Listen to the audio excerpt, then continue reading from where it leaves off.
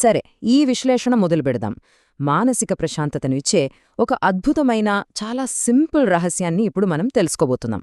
వందలాది సైకాలజీ పుస్తకాల సారాంశమంతా ఒకే ఒక్క చిన్న పాయింట్లో దాగి ఉందంటే నిజంగా ఆశ్చర్యంగా ఉంది కదూ.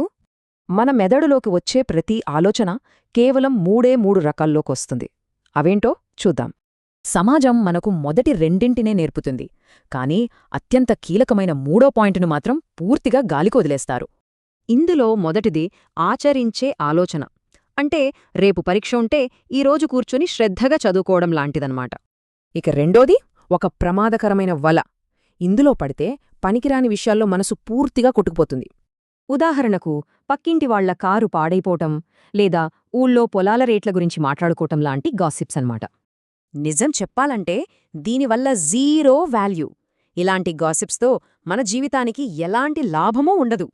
మరి ఇలాంటి పరధ్యానపు వల నుండి బయటపడి మనస్సును నిజంగా కాపాడే అద్భుతమైన రహస్యం ఏంటంటారా? అదే ఈ మూడో రకం. చుట్టుపక్కల ఎంత గోల ఉన్నా స్పందించకుండా, అస్సలు పట్టించుకోకుండా ఉండే గొప్ప కళ ఇది. అవును, ఈ పనికిరాని మాటలను వదిలేసే లక్షణమే ఒక వ్యక్తిని కాపాడుతుంది. అదే అసలైన మానసిక ప్రశాంతతను ఇస్తుంది. పట్టించుకోని కళలో నైపుణ్యం సాధిస్తే చాలు, జీవితాన్నే జయించినట్లే. మరి ఈరోజే ఈ అద్భుతాన్ని ప్రాక్టీస్ చేద్దామా?